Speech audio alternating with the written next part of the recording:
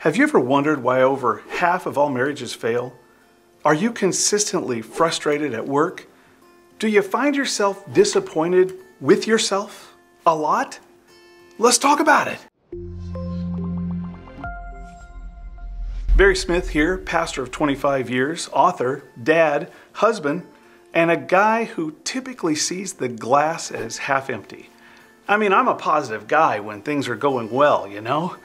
But when the chips are down, I can definitely find the worst in about every situation. I try to play it off like I'm just being a realist or being practical. But the bottom line is, I'm being negative because I'm trying to manage my expectations. I'm trying to curb my disappointment. For the next 4 videos, I want to give you some incredible insight that I learned from Pastor Andy Stanley. Great dude, great mind. If you've ever struggled with being disappointed in a relationship, these 4 videos are for you. If you've been thinking about divorce, if you've struggled with a friend, if you've generally just been disappointed with your relationships, I've got good news. These next 4 videos apply to all relationships, marriage, friends, work, even with yourself. We'll focus a lot of our attention on marriage, but just keep in mind, even if you're not married, the stuff I'm going to share with you is gold. Now, some people might be thinking, I don't want to have to think through relationships. They should just be good and then leave them be. They shouldn't take so much work. Well, even though I agree, it's usually people like us who think this way that are often the cause of the problems in a relationship. We'll hopefully walk away from these videos with some great insight to help us out. But let's start with Scripture. The Apostle Paul writes to a church in Corinth and says in 1 Corinthians 7:28 and following, "But if you do marry, you have not sinned. And if a virgin marries, she has not sinned. But those who marry will face many troubles in this life, and I want to spare you this." Verse 32. "I would like you to be free from concern. An unmarried man is concerned about the Lord's affairs, how he can please the Lord. But a married man is concerned about the affairs of this world, how he can please his wife, and his interests are divided. An unmarried woman or virgin is concerned about the Lord's affairs. Her aim is to be devoted to the Lord in both body and spirit. But a married woman is concerned about the affairs of this world, how she can please her husband. I am saying this for your own good, not to restrict you, but that you may live in a right way in undivided devotion to the Lord." Here's the great news. If you're married, the Bible assures you of many troubles. So you got that going for you. Only as a single can we have undivided devotion to God. But marriage isn't wrong either. It just splits our loyalties. Singles are in a place to devote more to God, more time, money, service, prayer, and even evangelism. Okay, so let's jump into this video. Everyone in a relationship, especially a marriage or those engaged, has a box full of dreams. Now, these are desires and wishes where I can imagine what should happen or what could happen. A big house. I imagine that we'll have kids, but we'll probably wait 5 years so we can take all those really cool and expensive vacations. I would imagine that eventually we'll have a sweet car like Danica Patrick. Maybe not, but I imagine my wife will do the things that my mom did, like clean the house. That's a little sexist, but come on. I'm just imagining. I imagine how we'll spend our time together, how we'll schedule work and holidays, how we'll schedule our friends and all that stuff.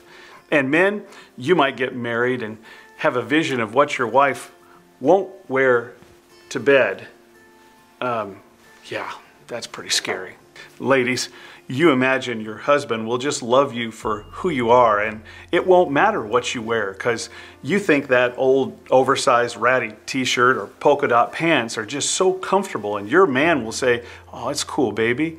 I just love you. It doesn't matter what you wear." A man is thinking he'll have sex about 6 times a week. I don't have a visual for that. It doesn't exist, but that's another story. I imagine what my financial picture will be like, that how we'll be able to afford all those vacations. And the thing of all those desires have in common is me. This is what I envision. This is what I imagine, what I desire. This is what I wish for and dream about. This is how I picture it. It's about me, me, me. And I can't be faulted for that if I've never been married before. But then we do get married. And it's sometime at the altar or reception or honeymoon or long after that that things change.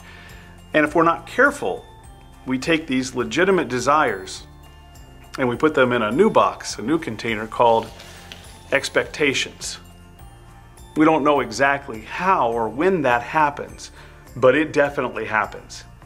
These awesome dreams, desires, and wishes get categorized into expectations, and we say things like, well, you're my wife, I expect this to happen. Or you're my husband, of course I expect you to be this or that.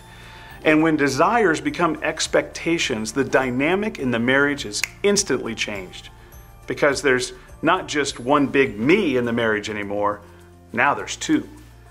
And once the big me's collide, there's typically a huge mess that only leaves a couple of options. Number one, you can leave the relationship. You can just say, I can't live up to your expectations. And you don't seem to be meeting my expectations either. And you surmise that they just weren't a good spouse. So you bail. You expected them to do, think, or feel something else, and they didn't. And vice versa.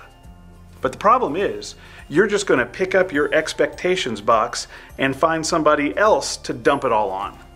That's why your second marriage feels a lot like your first marriage, because the me is still there. If you don't leave the relationship, the other alternative is you can deal with it. And in order to deal with it, there are a couple of games that people play to make it work. The first game is the conquer game. This is where an overbearing spouse dominates the other spouse by explaining and explaining till the other spouse finally gets it and gives up. They do what the conqueror wants. And the dominator, the conqueror, thinks, hey, this marriage thing is pretty good. Because the other spouse gives up and says, okay, we'll do things your way. If that's what it takes to make you happy and think our marriage is good, if that's the way your mom always did it, I surrender. We'll do it your way. Maybe it's out of biblical duty, or maybe just to keep the other spouse quiet. Whatever it is, it's still stressful because the new situation isn't natural to them.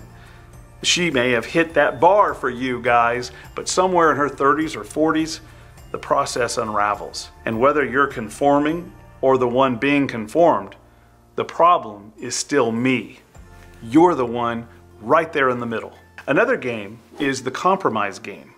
And you think, hey, let's split this 50-50. You want it this way, I want it that way, so we'll do it half and half. You can have your time if I can have my time. You can have your friends if I can have mine. You can have your space if I can have my space. This is probably the biggest biblical fallacy among married people. Healthy relationships are not 50-50, especially in a marriage. It's 100-100. But everything goes good for a while when you're splitting things up. And then the same problem surfaces in a compromise marriage. It's still me in the relationship. Because to be happy, I'll do my part, only if you'll do yours. It's still about me. Here's some proof you might be playing a game. You focus on the marriage. You say things like, I'm really concerned about my marriage. I'm trying hard to save my marriage. When you play games like that, the focus of your passion and prayer requests is not on a person, it's the marriage. You're committed to the marriage. But never in the Bible are we commanded to be committed to the marriage. We're to commit to a person. I'd much rather my wife be committed to me than to the marriage. We can always go out and get another the marriage. Marriage is just a description. It's not the goal.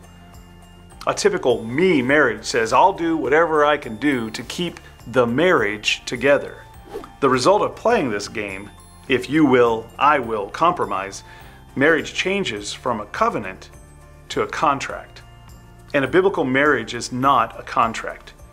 In the next video, we'll look at the difference between a covenant and a contract marriage. The same could be said in your work relationships, family, and friendships. You could even apply it to your own self. However, there are some serious consequences when we apply this type of mindset into our marriages. It's a real destroyer, to say the least.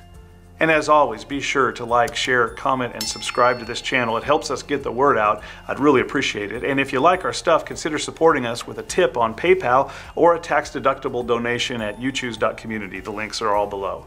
So right now, go ahead and hit that thumbs up and share this thing, because no doubt someone you know probably needs to hear this. We'll see you in the next video.